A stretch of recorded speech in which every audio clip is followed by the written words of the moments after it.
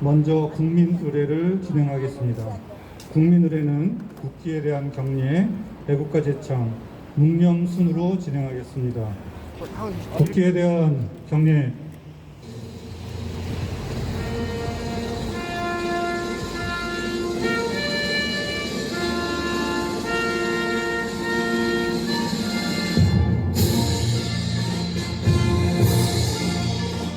나는 자랑스러운 태극기 앞에 자유롭고 정의로운 대한민국의 무궁한 영광을 위하여 충성을 다할 것을 굳게 다짐합니다.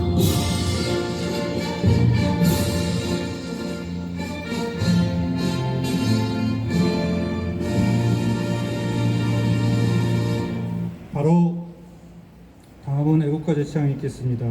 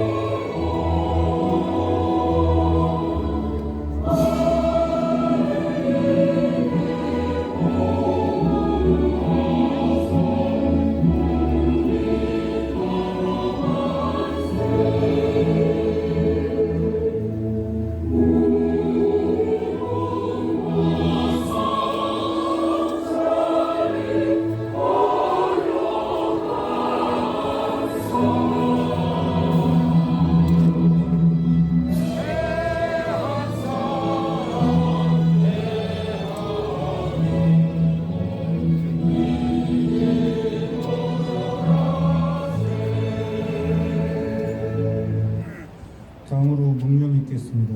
청나라로부터 독립된 근대 국명 국가를 세우고 일제 식민지 지배에서 벗어나기 위한 독립운동에 헌신하셨던 순국 선열과 나라를 지키기 위해 싸우셨던 호국 영령을 위하여 일동 묵념.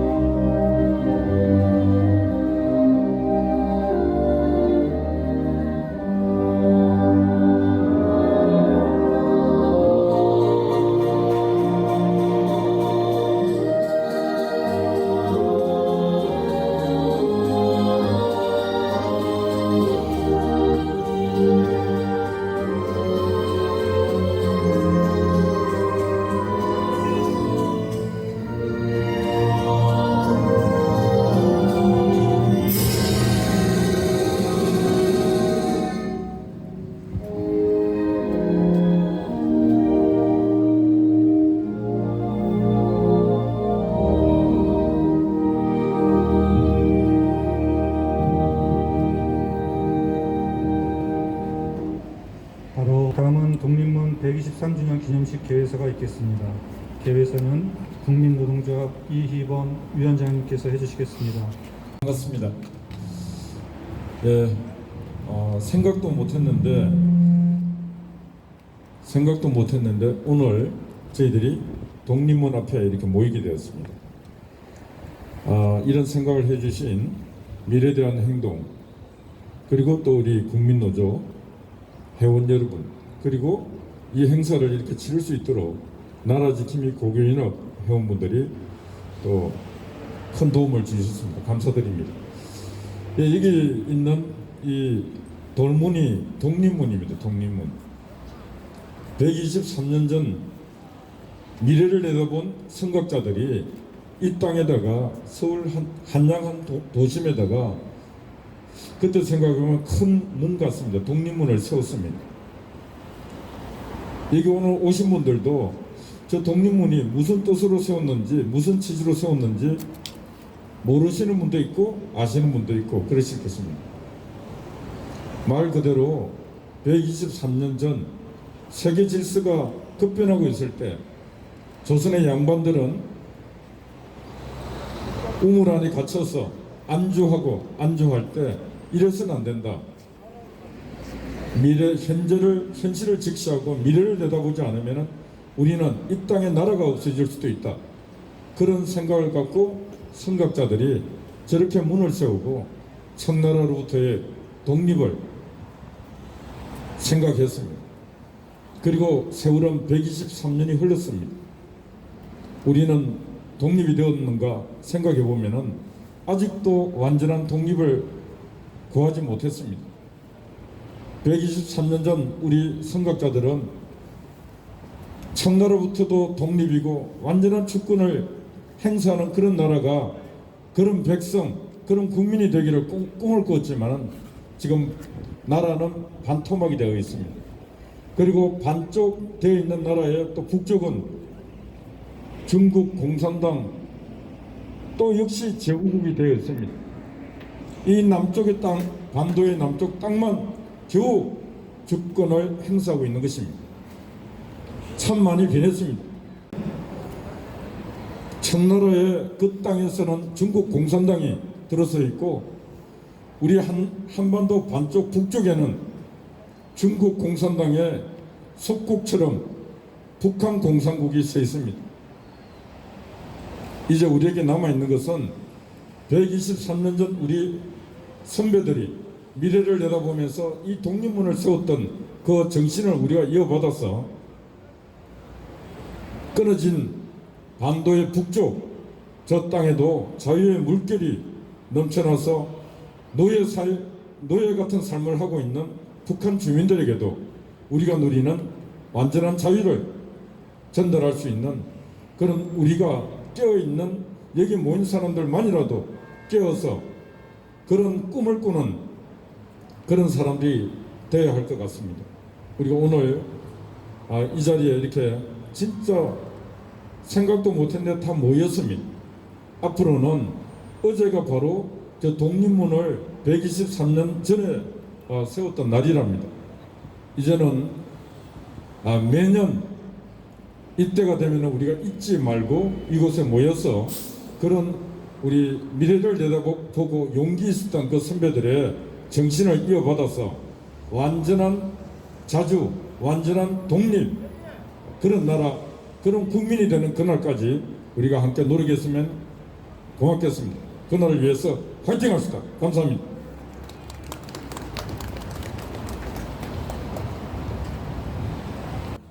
독립문 연역 보고가 있겠습니다. 연역 보고를 통해 독립문의 탄생과 의미를 되돌아보는 시간을 갖도록 하겠습니다. 나라지킴이 고교연합 현삼용 공동대표님께서 연역 보고를 해주시겠습니다.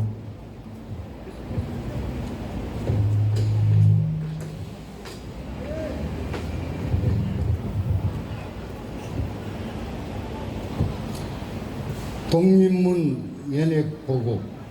하나, 독립문을 세우자는 논의는 1896년 4월 7일 독립신문이 창간되고 1896년 7월 독립협회가 결성되면서 시작되었습니다. 하나, 독립신문과 독립협회가 독립문 건립을 위한 모금운동을 주도하고 민간이 협력하고 나라 전체 백성들이 모금에 동참하여 독립문의 건립이 진행되었습니다. 오늘 행사를 위해 대만과 홍콩에서 축하 메시지가 도착하였습니다. 홍콩의 민주화와 대만의 독립을 위해서 투쟁하고 있는 시민들이 축하 메시지를 보내왔습니다. 그러나 아쉽게도 직접 본인의 이름을 밝히지 못하고 안전을 위해서 저희가 대독하기로 하였습니다. 먼저 대만에서 온 축하 메시지는 국민노동조합 여성위원장이신 이순임 위원께서 대독해 주시겠습니다. 박수로 맞이해 주시기 바랍니다.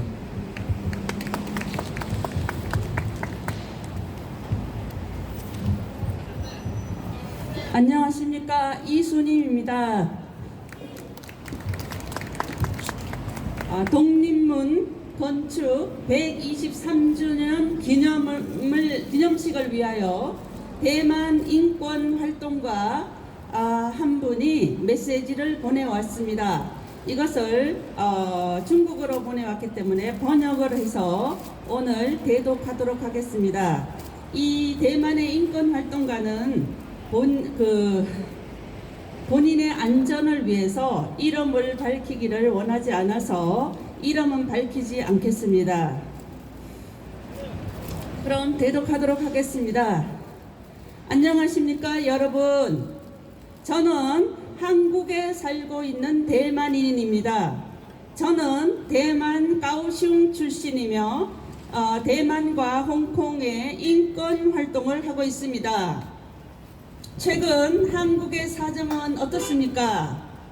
가까이에서 보는 저의 입장에서는 한국의 사정이 매우 우려스러운 부분이 많습니다. 그 이유는 한국 내에서 중국 공산당의 영향력이 매우 강력해졌다는 것입니다. 제가 보기에는 이제 한국은 마치 중국 공산당의 식민지가 된 것 같습니다. 특히 한국의 정치 단체들이 매우 친중화되고 있다는 것을 느꼈습니다. 한국의 정치 단체들은 돈을 벌기 위해서 중국 공산당과 협력하기를 원하고 있는 것 같습니다.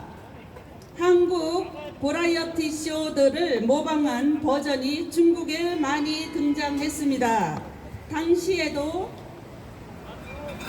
한국 정부는 이에 대해서 아무 말도 하지 않았습니다. 또한 한국 대학의 학문적 자유도 중국에 의해 공격받고 있습니다. 서울의 모 대학교 중국학과에는 중국에서 온 선생님이 있습니다. 그 어느 날 그는 대만이 없는 중국 지도를 배포한 학생을 갑자기 꾸짖기 시작했습니다. 이 사람은 대만이 중국 영토라고 주장하므로 학생들은 중국에서 만든 지도를 사용해야 합니다라고 했습니다. 이것이 경희대학교에서 일어난 일입니다. 경희대학교는 중국의 대학이 아니라 한국의 대학입니다. 올해 우한 폐렴이 확산되었습니다. 이때에 한국 정부는 중국인들의 방문을 금지하지 않았습니다. 한국 사람들은 공식적인 폐렴의 새로운 폐렴의 이름을 우한 폐렴이라고 쓰지 않았습니다. 이것이 지금 현재 코로나19로 얘기되는 그 우한 폐렴입니다. 이 바이러스는 중국에서 분명히 왔는데 왜 여기에서는 중국 바이러스라는 이름을 언급하지 않는지 도저히 이해가 되지 않습니다. 다른 나라에서는 중국인의 입국을 금지했었습니다. 당시에. 그러나 한국 정부는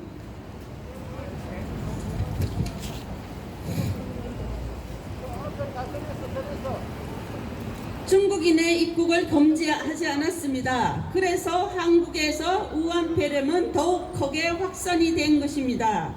한국은 주권이 없는 나라입니까? 저는 묻고 싶습니다. 대한민국 헌법은 또한 모든 사람의 언론의 자유를 보장한다고 알고 있습니다. 그러나 중국 공산당은 헌법을 초월한 단체인 것 같습니다. 설명할 수가 없습니다. 희망이 없어 보입니다. 이곳은 중국의 자치구가 아닙니다. 대한민국입니다. 그런데 왜 중국인의 활동이 이렇게 큰지 저는 이해가 되지 않습니다. 제가 말하고 싶은 것은 한국은 중국 공산당과 거리를 둘 필요가 있습니다. 중국 공산당은 한국 국민의 주권을 지속적으로 침범하고 있는 것 같습니다. 중국 공산당 정권은 절대로 변하지 않습니다. 대한민국의 국민 여러분들께서 이것을 반드시 알아야 합니다. 저는 이를 위해서 공산당에 맞서기 위한 법 제정이 한국에서 필요하다고 생각합니다. 예를 들어서 홍콩 시위를 지원하는 법안 혹은 대만관계법 재정 이런 것이 한국에서 반드시 필요하다고 생각합니다. 이것은 한국이 중국 공산당 세력의 영향력에서 벗어나서 주권을 회복하는 길이라고 생각합니다. 이 행사에 참여하신 모든 분들께 감사를 드립니다. 이상입니다. 대단히 감사합니다. 네, 박수 부탁드리겠습니다.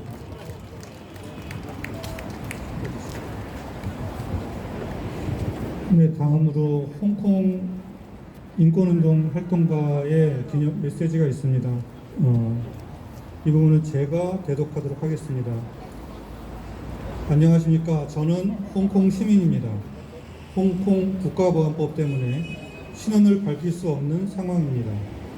한국의 시민단체들이 자유의 가치를 지키기 위해 반중 행사를 한다니 기쁩니다. 지금 저는 홍콩을 떠나 타지에 살고 있습니다. 홍콩 보안법은 홍콩에 굉장히 많은 변화를 가져왔습니다. 우리 홍콩 사람들은 더 이상 표현의 자유를 누릴 수 없고 민주화의 길은 더욱 멀어졌습니다. 하지만 포기하지 않을 겁니다. 한국과 대만 그리고 일본 등 여러 동아시아 국가와 연대하여 중공의 대외 팽창과 제국지에 대항하길 희망합니다. 중국 공산당은 언제나 침투를 준비하고 있습니다. 그들은 당신도 모르는 사이 당신들의 정치에 관여할 거고 당신들의 자본을 침식시켜 갈 것입니다. 우리의 다음이 되기를 원하지 않는다면 항상 깨어 있으십시오. 또 중국의 민주주의에 대해 고민하고 준비하는 많은 활동가들을 기억해 주십시오. 자유를 위해 홍콩과 함께해 주십시오. 감사합니다. 다음으로 기념사가 있겠습니다. 오늘 기념사 해주실 선생님은 천영우 전 청와대 외교안보수석님을 모시고 독립문 123주년 기념식의 첫 번째 기념사를 듣도록 하겠습니다. 천영우 이사장님을 모시겠습니다. 여러분 큰 박수로 맞이해 주시기 바랍니다.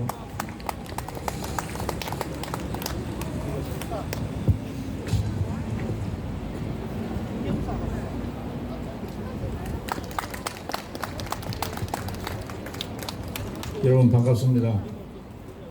천영우 전 청와대 외교안보 수석입니다. 지금은 한반도 미래포럼 이사장을 맡고 있습니다. 제가 나눠드린 제 기념사에는 없습니다만은 제 조상은 원래 중국에서 왔습니다.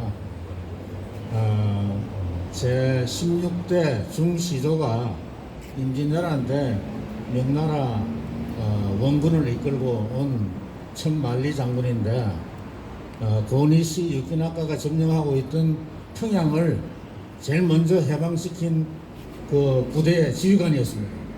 그런 제가 중국과 제 집안이 이런 인연이 있는 사람이 오늘 이 독립문 기념 행사에 나와서 기념사를 하게 된 건 정말 가문의 큰 영광입니다.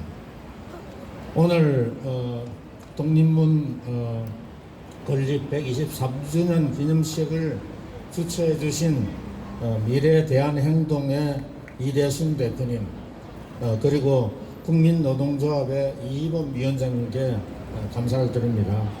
그리고 이 추운 날씨에도 불구하고 이 뜻깊은 행사에 참석해 주신 여러분들께 진심으로 감사드립니다.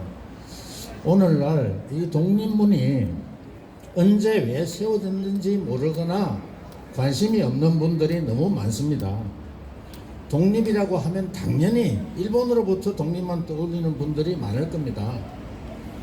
이 독립문 바로 뒤에 있는 공원이 항일 독립 투사들이 투옥돼서 옥고를 치르던 그 서대문 형무소 자리였다는 사실 때문이라도 할 겁니다. 오늘 여기 모이신 여러분들에게는 굳이 긴 설명이 필요 없겠지만은 독립문은 123년 전 일본이 아니라 중국으로부터 독립한 것을 기념하기 위해 서재필 선생이 세운 기념물이죠. 독립문이 세워졌던 이 자리에는 원래 중국의 칙사가 무학제를 넘어오면 조선의 임금이 친히 나와서 영접하던 영원문과 모화관이 있었습니다. 영원문은 은혜로운 중국의 사신을 영접하는 문이라는 이런 뜻이고, 모화관은 중국을 사모하는 여관이라는 그런 뜻이죠. 이 근처에 칙사의 숙소인 태평관이 있었는데, 칙사를 위한 환영연회는 궁궐에서 창덕궁에서 개최한 게 아니라 임금이 태평관까지 와서 베풀었습니다.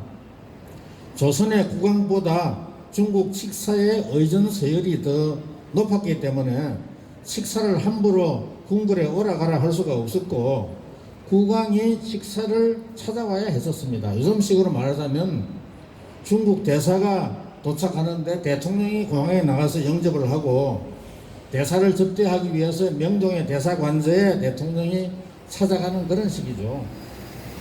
중국에 사신이 와 있는 동안에는 매일 아침부터 저녁까지 극진한 향응을 베풀고, 돌아갈 때는 엄청난 선물을 안겨주었습니다. 식사 대접이라는 말도 여기서 나왔죠. 식사가 한번 다녀갈 때마다 조선의 국고의 절반이 날아갈 지경이었다고 합니다. 조선왕은 세자를 책봉하는데도 중국 천자의 결재가 필요했습니다. 중국의 천자가 차기 임금의 임명권까지 행사한 셈이었으니까 이러한 인사권을 무기로 칙사가 얼마나 횡포를 부렸겠습니까? 이런 칙사를 상대로 로비하고 관심을 사는데 국가 재정을 탕진했고, 조선에 칙사로 한번 다녀간 중국 관리는 거금을 벌어갔다고 합니다. 123년 전에 서재필 선생이 영언문과 모화관을 허물고 그 자리에 독립문을 세운 것은 중국에 대한 이러한 사대와 굴종의 역사에 종지부를 짓고 근대적인 자주 독립국가로 거듭나려는 의지를 대내외에 확실히 각인시키기 위한 것이었습니다. 서재필 선생은 1884년 개화파가 주도한 갑신정변에 가담했다가 청나라 군대에 진압해서 구사일생으로 살아남아서 미국에서 오랜 망명 생활을 하다가 청일전쟁으로 조선이 청나라에서 해방되었다는 소식을 듣고 귀국을 했습니다. 귀국 후에는 11년 전 청나라의 개입으로 좌절된 개화의 꿈을 이루기 위해서 독립협회를 만들고 독립신문을 창간해서 문명 자주독립국가 건설을 위한 의식화 운동에 앞장선 위대한 선각자였습니다. 서구 문명의 세례를 받고 독립협회를 결성한 선각자들은 근대화와 자강을 통해서 자주독립국가를 건설할 천금 같은 기회의 창을 열었습니다만은 왜 이 기회를 살리지 못하고 13년 만에 일본의 나라를 빼앗겼을까요? 나라가 망하는 데는 이유가 많겠지만 그 중에서도 어쩌면 나라의 진로를 둘러싼 지도층의 분열, 국제 정세에 대한 무지와 오판, 그리고 국왕의 무능이 합작해서 만든 비극이었습니다.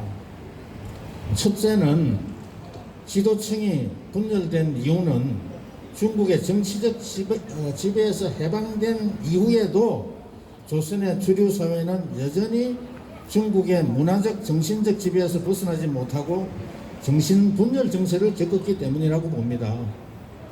2년 전쟁에서 독립협회를 중심으로 한 개화파가 주자 성리학적 세계관에 함몰된 수구 세력에 이길 수가 없었습니다. 화이질서라는 이분법적 관점에서 세계를 바라보던 조선의 위정 척사파들에게 중국은 문명이고 선이었고 일본과 서양은 야망과 악을 대표하는 세력이었습니다. 개화만이 조선이 기사회생할 길이었지만은 메이지 일본을 본받자는 발상은 신중 수구 세력으로서는 도저히 따라갈 수도 용납할 수도 없는 이단적이고 혁명적인 발상이었습니다. 개혁의 원조가 일본이라는 이유만으로 조선 주류 사회는 거부감을 가질 수밖에 없었고, 갑신정변과 갑오개혁이 좌절된 것도 바로 그 때문이라고 봅니다. 조선의 위정 척사파에 해당하는 일본의 조낭 양이파는 서양 우랑캐에 이기는 방법을 서구식 문명 개화에서 찾고 메이지 유신의 주체 세력이 되었죠. 그런데 조선의 위정 척사파는 목숨 걸고 개화를 막는 수구 세력이 되었습니다. 결국 반일 근본주의에 함몰된 나머지 자발적 개화와 자강의 기회를 놓치고 오히려 일본의 침탈을 앞당기는 그런 결과를 초래한 건 아닌지 한번 되돌아볼 필요가 있습니다. 둘째, 조정과 사대부들이 세상 대세에 너무 어두웠습니다. 한반도의 이해관계를 가진 열강들이 가장 걱정한 것은 뭐냐 하면 러시아가 한반도에서 영향력을 확대하는 것이었습니다. 일본이 러시아의 위협에 가장 민감했지만은 영국도 1885년에 금은도를 점령하고 1902년에 영일동맹을 맺은 만큼 러시아의 남하 정책을 저지하는데 총력을 기울였습니다. 미국과 중국도 러시아를 견제해야 한다는 데는 이해관계가 일치했습니다. 그런데 조선만 이러한 세계의 대세에 역행해서 러시아를 한반도에 끌어들이는데 앞장섰습니다. 조선은 일본뿐 아니라 영국, 미국 등 우리 편이 되어줄 만한 강대국들을 모두 적으로 돌리는 자해적 외교에 매달렸습니다. 친러시아 정책의 주역이었던 민비가 일본에 살해당한 후에 1896년 고종이 러시아 공사관으로 피신한 것, 이걸 아관파천이라고 그러죠. 이게 조선의 운명을 되돌릴 수 없게 만든 결정적 패착이었습니다. 고종이 러시아 공사관에서 내린 첫 번째 엄명은 김홍집 내각의 핵심 인사들을 비롯한 가보 개혁 세력을 역적으로 몰아서 효수를 명한 것이었습니다. 이로써 조선의 자발적 개혁의 희망은 사라지고 일본은 전쟁을 통해서라도 러시아를 한반도에서 몰아낼 결심을 굳히게 된 겁니다. 러일 전쟁 이후 일본이 대한제국의 외교권을 강탈하기 위한 을사늑약을 강요할 때 속수무책으로 당할 수밖에 없었던 것은 우리에게 힘이 되어줄 만한 나라들을 모조리 돌아서게 만든 외교 실패에도 근본 원인이 있다고 봅니다. 물론 청일전쟁과 러일전쟁에서 이겨서 동아시아의 패권국가가 된 일본과 싸워서 우리가 이길 힘은 없었지만은 친러 정책이 일본의 조선 침탈에 빌미를 제공하고 가속화하고 고립무원을 자초한 것은 부인할 수가 없습니다. 끝으로 조선이 실존적 위기에 처했을 때 우리의 군주는 너무 무능하고 무기력하고 우유부단했습니다. 고종은 자신의 왕권을 지키기 위해서 독립협회와 만민공동회를 중심으로 한 개화파를 박해하고 망국을 자초한 우매한 군주였습니다. 27명의 조선 왕들 가운데 무능의 챔피언을 뽑으라면 임진왜란 때의 선조, 병자호란 때의 인조, 그리고 일본의 나라를 빼앗긴 고종이 아마 치열한 경쟁을 벌이겠지만은 저는 고종이 금메달을 따는데 지장이 없을 걸로 봅니다. 그런데 독립문이 건립된 지 123년이 지난 지금 대한민국의 모습은 어떻습니까? 123년 전에 비해서 국가지도층은 더 현명해지고 국제적 대세는 더 잘 파악하고 있는 것 같습니까? 반일 근본주의와 친중 사대주의의 망령은 오히려 되살아나고 있는 것 같지 않습니까? 역사적으로 한반도에 대한 위협은 항상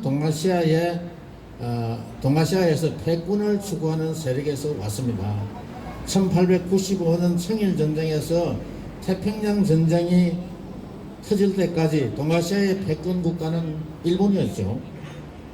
그 사이에 세상이 바뀌어서 지금은 중국이 동아시아의 신흥 패권 세력으로 등장하고 있습니다. 20세기 초반까지는 강대국에 둘러싸인 약소국이 생존할 수 있는 길은 패권 세력과 가급적 정면 충돌을 피하고 속국이 되거나 굴종하는 것 외에 선택의 여지가 별로 없었습니다. 120여 년 전에 일본의 패권으로부터 조선의 독립을 지키는 것이 지상과제였듯이 앞으로는 중국의 패권적 행포에서 대한민국을 지키는 것이 외교안보 정책의 최대 숙제입니다. 120여 년 전에는 한반도에 영토적 야심이 없는 역외 강대국과 동맹을 통해서 패권 세력에 대항하는 것은 불가능한 옵션이었습니다. 그런데 20세기 후반에 들어오면서 미국과의 동맹으로 주변 강대국의 위협과 침탈에서 대한민국을 지킬 새로운 길이 열렸습니다. 중국에 굴종하지 않고 당당히 중국의 압박과 위협에 대항할 수 있는 세상을 만났는데도 한미동맹을 활용할 생각을 못하고 굴종 외에는 다른 선택이 없는 것으로 착각하는 사람들이 너무나 많은 것 같습니다. 3년 전 한중 간에 사드 3불 합의라는 것을 타결한 바가 있죠. 북한의 핵과 미사일 위협으로부터 5천만 국민의 안위를 지킬 대한민국의 안보 주권을 중국과의 흥정 대상으로 삼고 우리의 자위권을 제한당한 굴욕적인 합의였습니다. 중국의 경제 보복을 모방하려고 한미동맹의 근간을 훼손한 것이었습니다. 3년 전 당시 주중 한국 대사가 시진핑에게 신임장을 제정한 후에 박명록의 만절필동이라는 문구를 썼다는 게 화제가 된 적도 있죠. 만절필동은 제조지언과 함께 선조가 임진왜란 때 조선을 구해준 명나라의 은혜에 감사하고 충성을 다짐하는 표현인데 이게 주중 북한 대사가 아니라 주중 대한민국 대사가 썼다는 겁니다.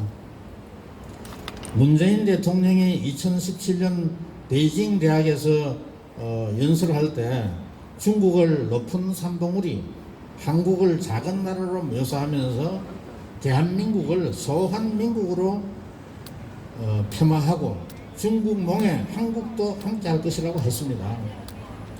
중국몽은 한국이 목숨을 걸고 피해야 할 악몽입니다. 시진핑이 말하는 위대한 중화민족의 꿈은 중국이 지배하는 동아시아의 질서로 되돌아가자는 꿈입니다. 한미동맹을 해체하고 한국을 친중 굴종을 전제로 한 신형 조공관계로 돌아가자는 소리입니다. 최근에는 중국의 부상이 제기하는 안보 문제를 협의하기 위한 미국, 일본, 인도, 호주 간 4개국 협의체인 쿼드에도 중국의 눈치를 보느라 참가를 거부하면서 시진핑의 방한에 애타게 매달리고 있습니다. 독립문을 세운 지 123년이 지났는데도 중국 앞에만 서면 작아지고 괜히 주눅이 들고 중국에 당당하게 말하는 것을 불경스러운 일로 여기는 자세는 도대체 어디서 오는 걸까요? 한국인의 정신세계에서 40년간 일본의 국군을 빼앗긴 것은 뼈에 사무친 치욕으로 남아있는데 중국의 속국으로 500년을 지낸 것은 억울해하지 않는 그런 경향이 있습니다.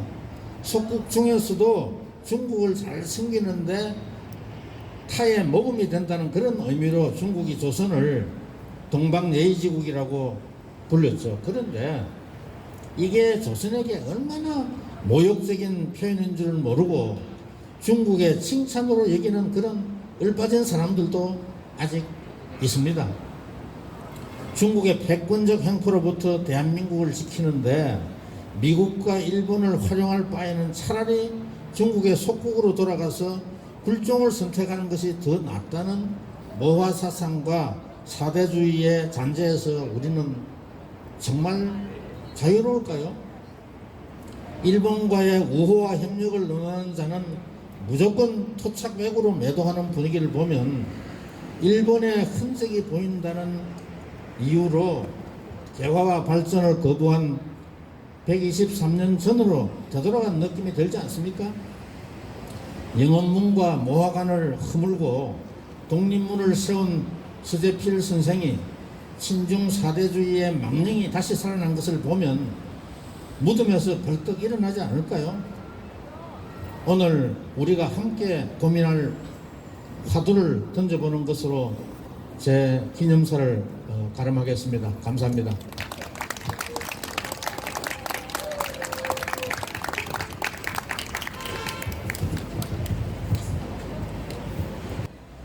중국이 이미 우리 사회에 얼마나 깊숙이 침투해 있는지 그 실상을 공유하기 위해서 손님을 모셨습니다. 공자학원 실체 알리기 운동본부를 이끌고 계신 한민호 대표님을 모시고 중국 공산당이 공자학원을 앞세워서 자행하고 있는 침략행위 실생을 들어보도록 하겠습니다. 한민호 대표님을 모시겠습니다.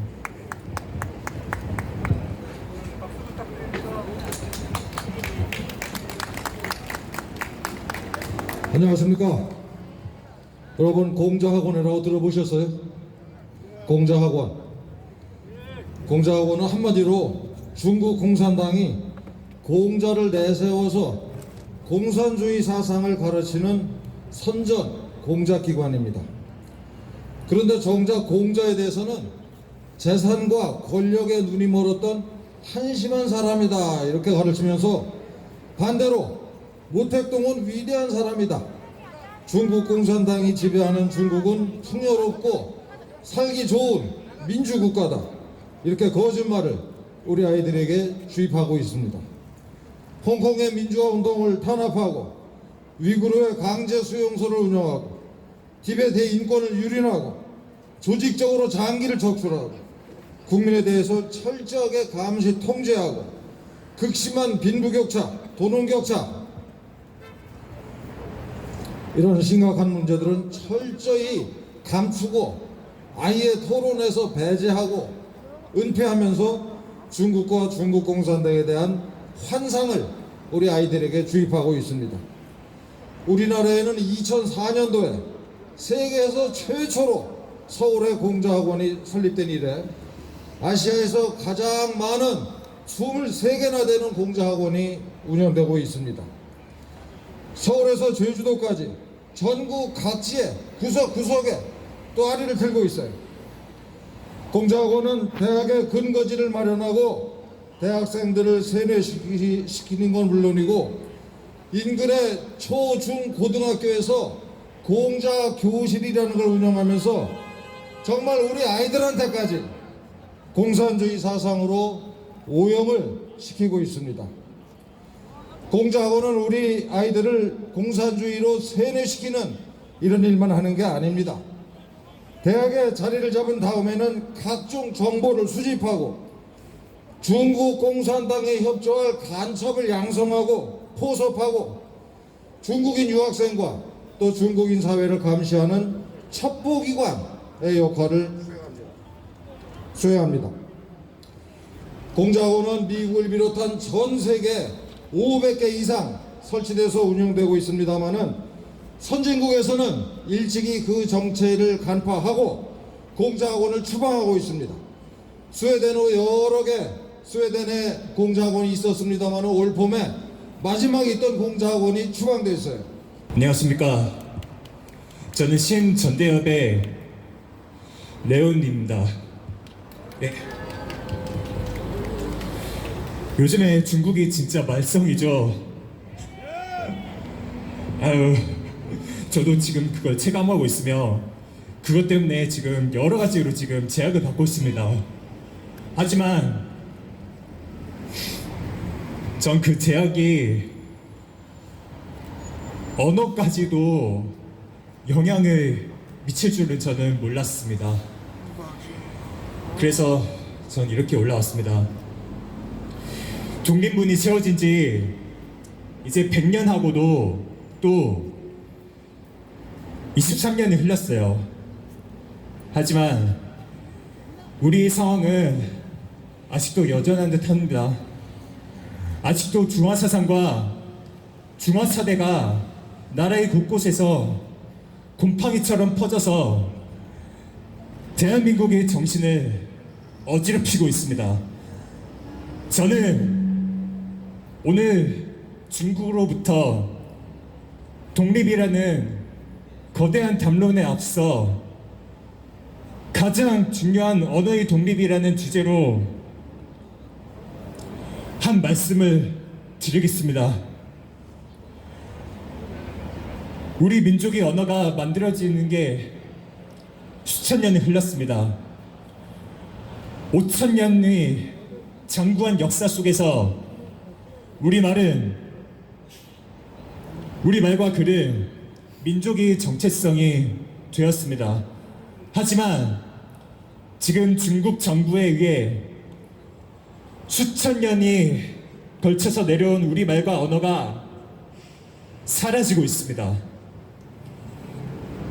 오늘 저는 우리 민족의 역사와 문화, 전통과 정체성을 파괴하고 말살하려는 중국 공산당과 정부를 규탄하고자 합니다. 최근 들어 중국 정부와 공산당은 조선족 자치구 내 모든 학교들에게 한국어 교육을 금지하였다고 합니다. 한국인 학생이 다니는 학교에서 한국어가 아닌 중국어를 쓰도록 강제하고 있답니다. 이것은 우리 민족에 대한 탄압이자 폭력이 아니겠습니까? 언어는 민족의 역사입니다. 한국어는 수천여 년의 역사를 자랑하는 인류의 자산입니다. 세계인이 자랑이기도 하고요. 우리 민족은 한국어를 말할 자유가 있고 한국어로 교육을 받을 권리가 있으며 한국어를 지켜야 하는 역사적 사명이 있습니다. 언어는 곧 정체성이고 말입니다. 말은 곧 사람이고 권리입니다. 중국으로부터 완전한 독립은 정신의 독립이며 언어의 독립입니다.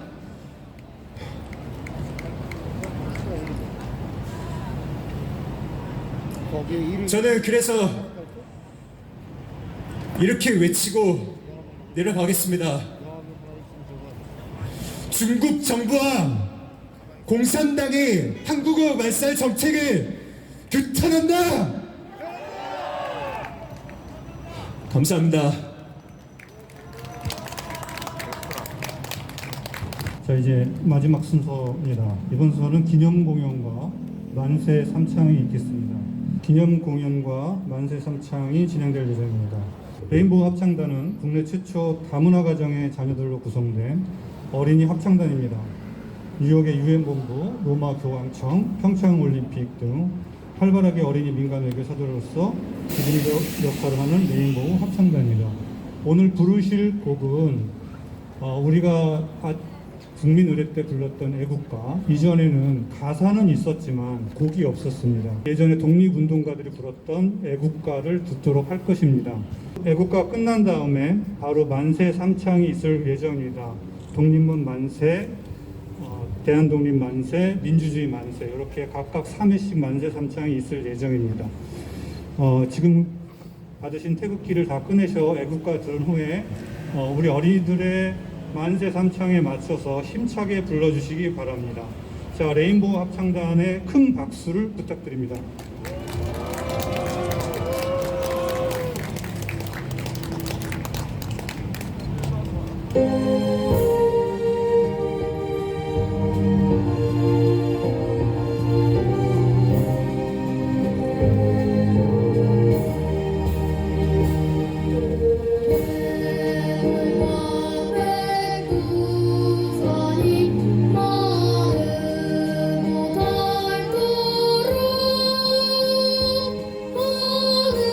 하늘이 보호하사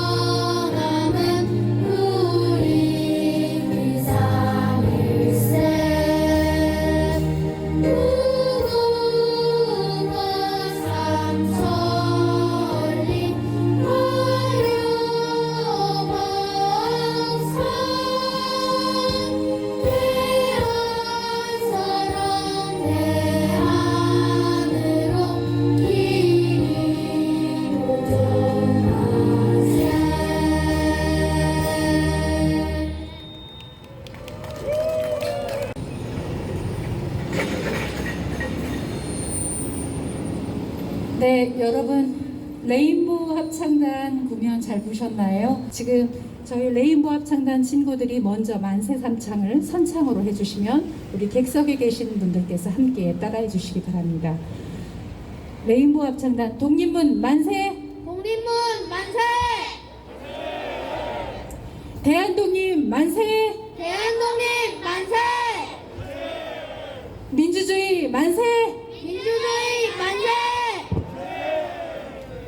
네, 저희 레인보우 합창단 친구들에게 다시 한번 뜨거운 박수 부탁드립니다.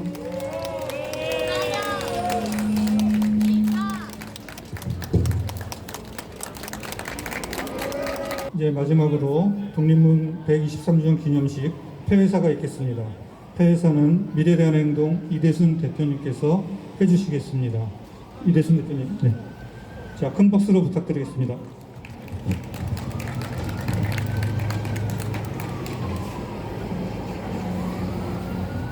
네, 미래대한행동 대표를 맡고 있는 이대수입니다.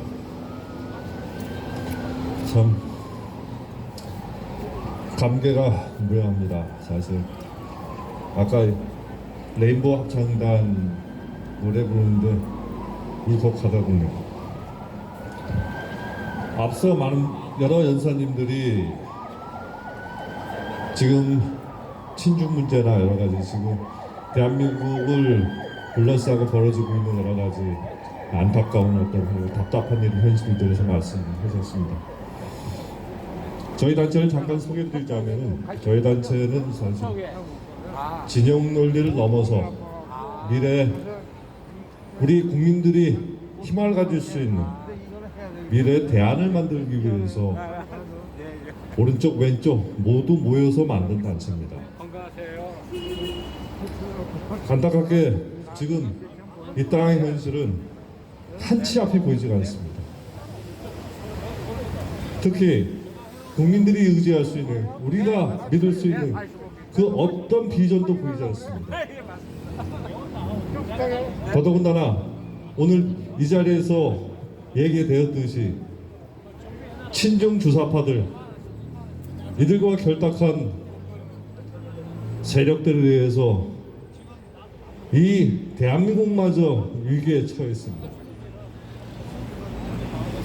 그것을 극복하고 우리 자식들한테 미래를 보여줄 수 있는 그런 계기가 이 자리를 통해서 만들어졌으면 정말 좋겠습니다. 오늘 이 모임은 여기서 끝납니다마는 여러분들과 저희가 맞잡은 손, 만난 이 자리는 앞으로도 계속될 것입니다. 그를 통해서 우리 대한민국의 미래와 비전을 만들어갈 것입니다. 네, 감사합니다.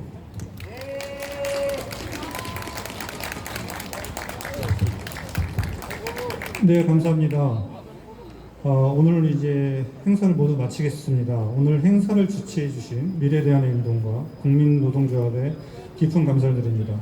그리고 후원으로 행사를 더 빛내주신 나라지킴이 조교연합에게도 감사드립니다. 특별히 레인보우 합창단 어린이 여러분들의 감사를 전합니다. 이제 우리는 모두 독립문 123주년 기념식에 대한 이야기를 가슴에 품고 각자의 자리로 돌아갈 것입니다. 하지만 오늘의 이 뜻을 역사에 남기고자 기념 촬영이 있을 예정입니다.